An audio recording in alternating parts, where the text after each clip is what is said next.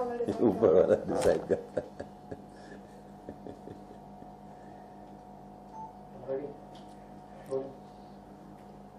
आप पूछेंगी, आप पूछेंगी। सर मैं यहाँ से पूछूंगी, आपको सेंटर में। अच्छा मैं यहाँ देखूँ, आपको नहीं देखूँ? नहीं सर। अच्छा ठीक है, चलिए। हाँ साहब। First of all sir congratulation for your album कह दो ना तो मैं इस बार। सर आपने कब जर्नी स्टार्ट हुई आपने इंडस्ट्री? हाँ तो गाना जब इंसान पैदा होता है उसको शौक होता है। गाना हर इंसान गा सकता है, आपको तो मालूम है। तो सवाल है कि उसको कैसे हॉबी बनाई जाए, कैसे पैशन किया जाए। तो ओवर द इयर्स ऐसा लगा कि जब कॉलेज में थे, स्कूल में थे, कुछ गाते थे अपना दोस्तों के साथ, ड्रामा एक्टिंग करते थे, सिंगिंग करते थे। बस जैसे जैसे टाइम निकलता गया तो एक ग्रेजुएशन हुआ मेरा, फिर पोस्ट ग्रेजुएशन हुआ। मैं chemical engineer by qualification. I done my post graduation from Bajaj institute marketing में। तो उस टाइम ऐसा था कि शौक को पीछे रखना पड़ा। It has to take a back seat, क्योंकि पहले तो अपना कैरियर बनाना है और अपनी फैमिली को देखना है। तो उसको ज़रा साइड में रख दिया था और मेहनत बहुत स्ट्रगल रहा। 30, 35, 25, 30 साल समझो तो। In working very hard. I am a self made man. My father was a gazetted officer. तो उसके बाद ही एक मुकाम, एक टाइम आया जिंदगी में कि भैया अभी सब सेटल हो गया है। गाते थे कभी भी, वैसे महफिलों में थोड़ा सा गा लेते थे। फिर कुछ हुआ, देखा अभी सब ठीक ठाक चल रहा है, कंपनी ठीक चल रही है, मैनेजर्स अच्छा काम कर रहे हैं, फैमिली भी ठीक ठाक सेटल हो गई है। तो हमने ये जो बच्चा कूद रहा था अंदर, उसको हमने कहा यार उसको अभी उसका कुछ किया जाए। ये सब पैशन एक्चुअली। तो हमने फिर शुरुआत की। कहाँ जाके एक हमारे पंडित प्रदीप चटर्जी हैं जो हमारे गुरु थे, अभी भी गुरु हैं वो। तो उनसे 1-2 साल ट्रेनिंग ली, फॉर्मल ट्रेनिंग ली। तो उसने कहा हीरू आपकी आवाज़ अच्छी है, I think you can modulate it. आप अच्छा रियाज करेंगे तो आपकी आवाज़ अलग है और कुछ अच्छा गा सकते हैं। हाँ, तो शौक शुरू हुआ ये। और शौक से शौक करते करते करते देखा कि भाई लोगों ने कहा आप परफॉर्म क्यों नहीं करते, तो परफॉर्मेंस चालू किया। अब ये करीबन 10-15 साल की बात है। तो फिर एक छोटा सा ग्रुप बनाया, फिर वही शाम। तो उसकी it was a small group, एक गिटार वाला, एक कीबोर्ड वाला, तबलची, ऑक्टोपैड, सबका एक ग्रुप है, अभी भी ग्रुप है वो। हम लोग पार्टिसिपेट करते हैं। कई रोटरी क्लब है, जैसे हुआ आर्मी क्लब्स हैं, कोई सोशल क्लब्स हैं, उसके हिसाब से उनको एंटरटेन करने के लिए। और हमारी company most of the time it is sponsored by my company. तो देखा कि रिस्पॉन्स बहुत अच्छा हो रहा है, तो हमने कहा चला यार। बट क्या हो रहा था कि हर टाइम वही कहते थे कि यार आपकी आवाज़ जगजीत से मिलती है, आपकी आवाज़ मुकेश से मिलती है, आपकी आवाज़ उससे मिलती है। तो मैंने कहा यार मेरी तो आवाज़ अलग है, मैं किसी को ना कॉपी करता हूँ ना कुछ करता हूँ। तो that gave me a feeling. और हमारे एक कंपोजर हैं दोस्त अरविंद झा, जिसने कंपोज किया ये सारे धुनें इस एल्बम में, कह दो ना तुम एक बार। उसने कहा साहब आप अपना एल्बम बनाइए, अपने लिरिक्स लिखिए, अपने हिसाब से लिखिए लिरिक्स। तो लिरिक्स लिखवाए, कुछ हमने खुद, I am also fond of writing, तो कुछ हमने लिख लिया और फिर शुरू हो गए, बना दिया, एक बन गया एल्बम अच्छा खासा।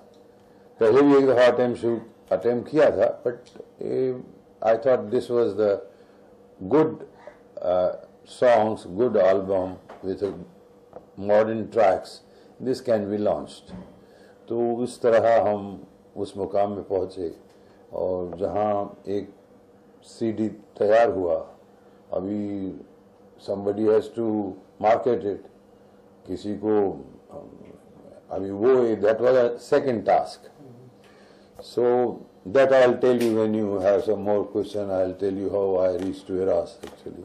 तो जैसे कि हमने सुना है मिस्टर सुनील लुल्ला ने आपको मोटिवेट किया था जी sing for the first single song.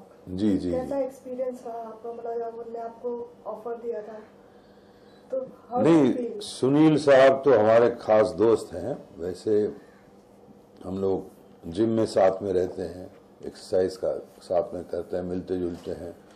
तो उसने कई बार मेरे गाने सुने, बोले गाने अच्छे गाते हो आप, तो आप रिकॉर्ड क्यों नहीं कर देते हो, आप these lyrics are good, they are very fresh. तो मैंने कहा ठीक है सर, मैं करता हूँ इसको. एंड देन बोला जैसे आपका एल्बम तैयार हो जाता है, जैसे आपकी रिकॉर्डिंग कंप्लीट हो जाती है, तो आप आ जाओ मेरे पास, वी विल सी समथिंग. तो फिर वहाँ उनके पास पहुँच गए, सारों के सारे सब गाने सुने उसने, और फिर अपने जो चीफ एग्जीक्यूटिव है उसको बुलाया. बोले कि इनका we must endorse this CD, we must launch this CD. Though this is a film company primarily, they are more into films. Really they have done अपना शान के और कई लोगों नॉन फिल्मी एल्बम लॉन्च किए हैं. तो this is one of them. So they agreed on that, और फिर उसको सीडी बनाया. अभी लॉन्च भी हो गया है, 2-3 दिन पहले लॉन्च भी हुआ है उसका. What is the inspiration behind the album? What inspired you कि album करने? इंस्पिरेशन देखिए साहब, For disturb is more on love, emotions, I think. see this particular album, if you I don't know, you have to hear the songs to understand. These are very romantic songs, but very clean songs with a beautiful lyrics.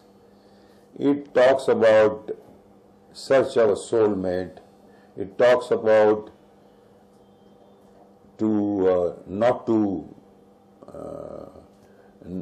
to be dishonest to your beloved. You should not change like seasons. You should be always faithful to beloved. और तीसरा गाना बेवफाई पे है, कुछ desperation separation पे है.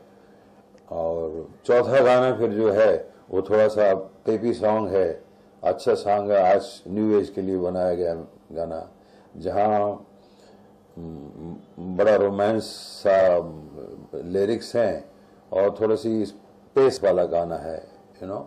सो these songs have been prepared with different facet of romance. Each song has his own beauty. Each song is sang differently.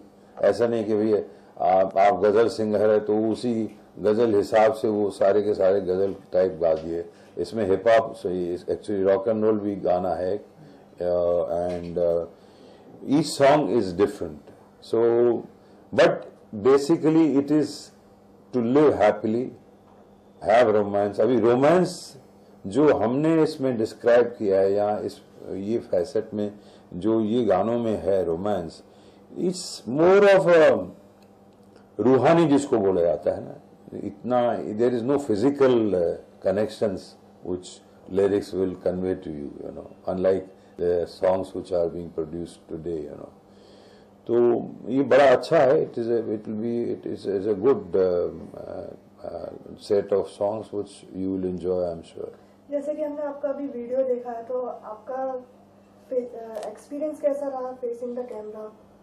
कहाँ आपने मुझे तो पता नहीं, मैं तो एक्चुअली मैं खुद ही दंग रह गया कि मैं पहली बार फेस कर रहा हूँ, पर लोग बिलीव नहीं कर रहे थे. जो मेरे साथ काम करने वाले थे, they are not ready to believe कि मैं I am facing the camera first time.